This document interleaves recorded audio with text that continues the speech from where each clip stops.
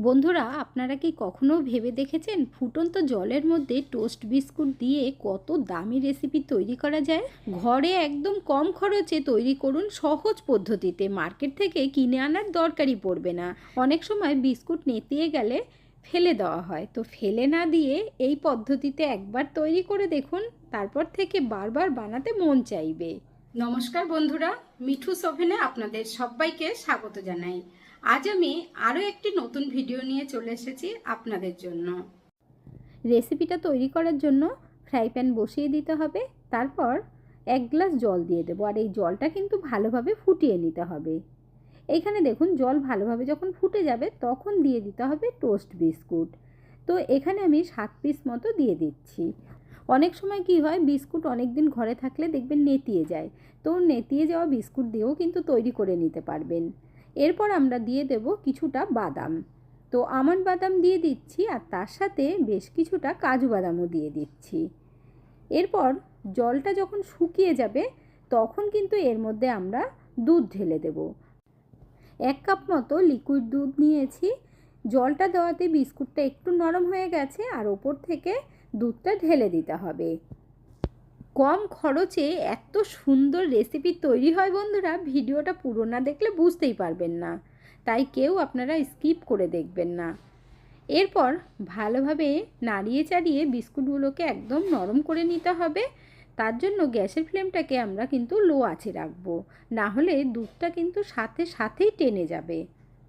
যাতে বিস্কুটগুলো নরম হয়, বাদামগুলো একটু নরম হয়, তো সেই কারণেই একটু ফুটিয়ে নিতে হবে। বন্ধুরা, আজকের এই ভিডিওটা যদি আপনাদের ভালো লেগে থাকে তাহলে আমার চ্যানেলটিকে অবশ্যই সাবস্ক্রাইব করবেন, পাশে থাকা বেল আইকনটি দাবিয়ে দেবেন, সবার সাথে শেয়ার করবেন, আর একটা লাইক করতে ভুলবেন না কিন্তু। এর মধ্যে আরও 1/2 কাপ দুধ দিয়ে দিয়েছি, তো টোটাল 1.5 কাপ দুধ লেগেছে। খুব ভালোভাবে বিস্কুটগুলোকে ম্যাশ করে দিতে হবে। দেখুন, এদিকে ভালো করে ফুটেও যাচ্ছে, দুধটাও টেনে যাবে। এই সময় গ্যাসের ফ্লেমটাকে বাড়িয়ে দিয়ে ভালোভাবে ফুটিয়ে নেবেন, আর একটু টানিয়েও নিতে হবে। এখন নাবিয়ে নিয়ে ঠান্ডা করে নেব। ততক্ষণে আমরা চিনি শিরা তৈরি করব। তার জন্য 1 কাপ চিনি দিয়ে দিলাম, তার সাথে 1 কাপ মতো জল দিয়ে দিলাম। তো জলটা দেবার পর 2টো এলাচের মুখ ফাটিয়ে দিয়ে দিয়েছি। এবার ভালোভাবে নাড়িয়ে দিতে হবে। চিনি ভালোভাবে মেল্ট হওয়া পর্যন্ত ওয়েট করতে হবে। এখানে দেখুন বন্ধুরা, একটু নাড়িয়ে দেখিয়ে দিচ্ছি। আর এটা কিন্তু একতার দুতার করার দরকারই পড়বে না, আর এই চিনির রসটা গাঢ়ও করতে হবে না। চিনি ভালোভাবে মেল্ট হয়ে গেলেই হয়ে যাবে, আর ভালোভাবে ফুটিয়েও নিতে হবে। গ্যাসের ফ্লেমটা বন্ধ করে দিয়েছি। এখন না আমরা ঢাকা দিয়ে রেখে দেব। এদিকে বিস্কুটটাও ভালোভাবে ঠান্ডা হয়ে গেছে। তো এখন এটা পেস্ট করতে হবে। তার জন্য মিক্সির বড় জার নিয়ে নিতে হবে। ঠান্ডা করে নেবেন ভালোভাবে। তো মিক্সির জারের মধ্যে পুরোটাই একবারে দিয়ে দেব, এই জন্য বড় জার নিয়েছি। পেস্ট করার সময় যদি আপনাদের মনে হয় যে অসুবিধা হচ্ছে, তাহলে 2-4 চামচ মতো দুধ দিয়ে দিতে পারেন। তারপর ভালোভাবে পেস্ট করে নেব। পেস্ট করার পর এখানে একটা মিক্সিং বোল নিয়েছি, তার মধ্যে ঢেলে দিচ্ছি। এখানে দেখুন, খুব ভালো করেই কিন্তু পেস্ট করতে হবে বন্ধুরা, একটুও যাতে নষ্ট না হয় তার জন্য ভালোভাবে কাচিয়ে নিয়ে নিচ্ছি। তো পেস্ট করার সময় আমি 3 থেকে 4 চামচ মতো দুধ দিয়েছিলাম। এখানে আপনারা দেখে বুঝতেই পারছেন কত সুন্দর হয়েছে। এখন নিয়ে নিয়েছি আটা। তো 1 বাটি আটা নিয়েছি। প্রথমে না অল্প করে দিতে হবে, একবারে বেশি করে দেবেন না। এরপর হ্যান্ড উইক্স দিয়ে খুব ভালোভাবে মিশিয়ে নিতে হবে। চাইলে আপনারা আটার পরিবর্তে ময়দা দিতে পারেন, তবে হেলদি রেসিপি এটা যেহেতু, তো আটা দিয়ে তৈরি করলে বেশি ভালো হবে। এখানে দেখুন, হ্যান্ড উইক্স দিয়ে খুব ভালো করে মিশিয়ে নিয়েছি, তবে এখনও কিন্তু অনেকটাই নরম আছে। তার জন্য এর মধ্যে আরও কিছুটা আটা দিয়ে দিতে হবে। তো এখানে দেখুন, আমি অল্প করে আটা দিয়ে দিচ্ছি, কারণ অতিরিক্ত দেব না, আগেই বলেছি। তো 1 বাটির থেকে অনেকটাই কিন্তু বেঁচে গেছে। এরপর ভালোভাবে আবারও মিশিয়ে নিতে হবে। তবে অতিরিক্ত আটা দেবেন না, তাহলে টেস্টটা পুরো আটার আসবে, খেতে একেবারেই ভালো লাগবে না। তাই এটা কিন্তু একটু নরম করে মাখতে হবে। তবে আপনারা ভিডিওটা কেউ স্কিপ করে দেখবেন না, তাহলে কিন্তু বুঝতেই পারবেন না রেসিপিটা আমি কিভাবে তৈরি করেছি। এখন আমি হাত দিয়ে খুব ভালোভাবে মেখে নেব।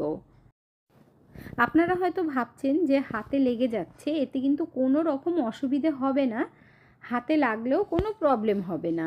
তো আপনারা ভিডিওটা দেখতে থাকুন, তাহলেই বুঝতে পারবেন।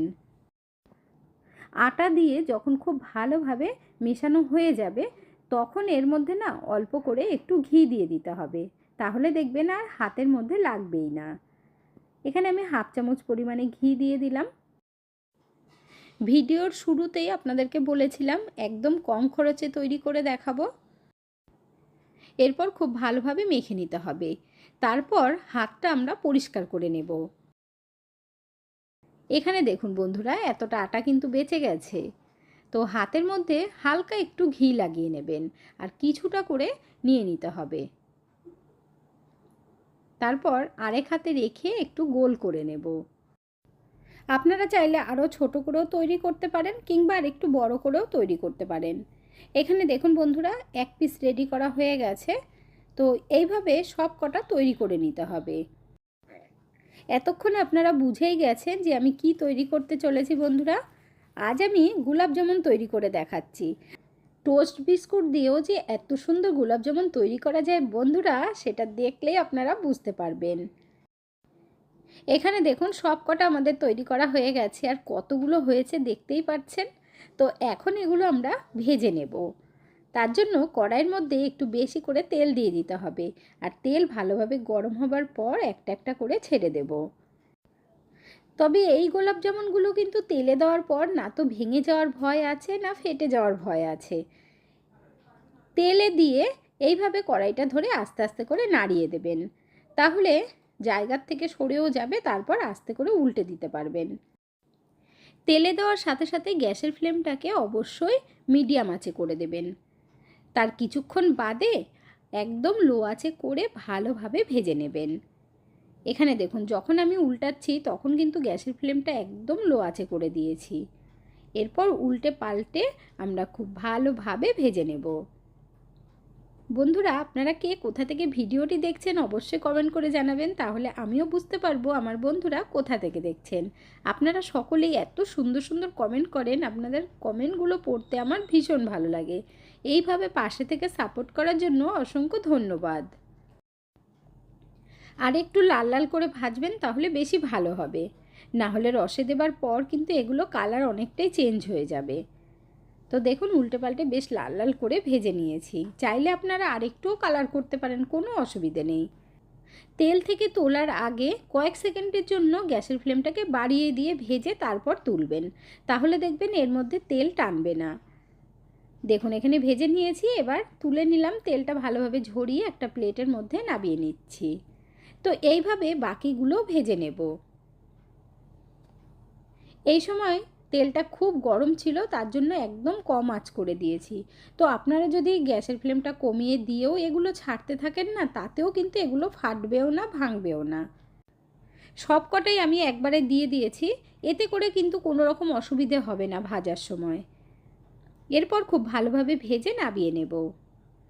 চিনির রসটা আমি একটু গরম করে নিয়েছি, আর দেখুন চিনির রস কিন্তু একদম পাতলা আছে। ভেজে রাখা গোলাপ জামুনগুলো এরপর দিয়ে দিতে হবে। একদম নরম হবে, আর এটা খেতে এত বেশি ভালো লাগে বন্ধুরা, অবশ্যই একবার তৈরি করে দেখবেন। আশা করছি আপনাদের কাছে ভীষণ ভীষণ ভালো লাগবে।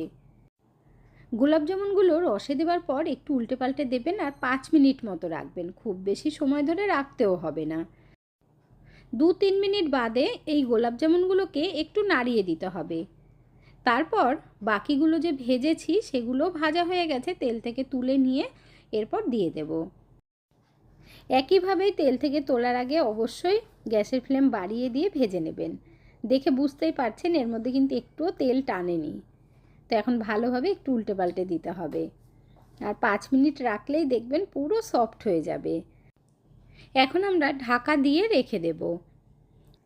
সব মিষ্টি যখন রসে একবারে দেওয়া হয়ে গেছে, তখন না রসটা অনেকটাই টেনে নিয়েছিল, তার জন্য আরও হাফ কাপ চিনির শিরা তৈরি করে এর মধ্যে দিয়ে দিয়েছি। দেখতেই পাচ্ছেন বন্ধুরা কতটা সুন্দর হয়েছে। তাহলে আপনারাও কিন্তু একবার অবশ্যই তৈরি করে নেবেন। এই মিষ্টি যখনই আপনারা তৈরি করে কাউকে খাওয়াবেন, তারা তো পুরো অবাক হয়ে যাবে। বুঝতেই পারবে না যে আপনারা কি দিয়ে তৈরি করেছেন। আর এইভাবে তৈরি করে আপনারা 2-3 দিন রেখে খেতেও পারবেন। এরপর থেকে যখনই আপনাদের মিষ্টি খেতে মন চাইবে আর ঘরে যদি টোস্ট বিস্কুট থাকে তাহলে তো আর কোনো কথাই নেই, দোকানে যেতেই হবে না মিষ্টি কিনে আনার জন্য, ঝটপট আপনারাও বানিয়ে নিতে পারবেন। তাও আবার মাত্র 5 মিনিট রসে রাখলেই দেখবেন একদম সফট হয়ে যাবে। এখন এই গোলাপ জামুন মিষ্টিটা একটু কেটে দেখাতে হবে তো যে কতটা সফট হয়েছে, সেটা দেখেও আপনারা বুঝে যাবেন। দেখুন কি দারুণ লাগছে না, একদম সফট হয়েছে, খেতে এত বেশি জুসি, ভেতরটা দেখুন পুরো রস ভরে গেছে। মিল্ক পাউডার ছাড়া কয়েকটা বিস্কুট দিয়ে যে এত সুন্দর মিষ্টি তৈরি করা যায় বন্ধুরা, সেটা তো আপনারা দেখেই নিলেন। তাহলে আর দেরি না করে ঝটপট আপনারাও বানিয়ে ফেলুন। বন্ধুরা, আজকের ভিডিওটা আপনাদের কাছে কেমন লাগলো অবশ্যই কমেন্ট করে জানাবেন। ভালো থাকবেন, সুস্থ থাকবেন, দেখা হচ্ছে পরের ভিডিওতে। Thank you.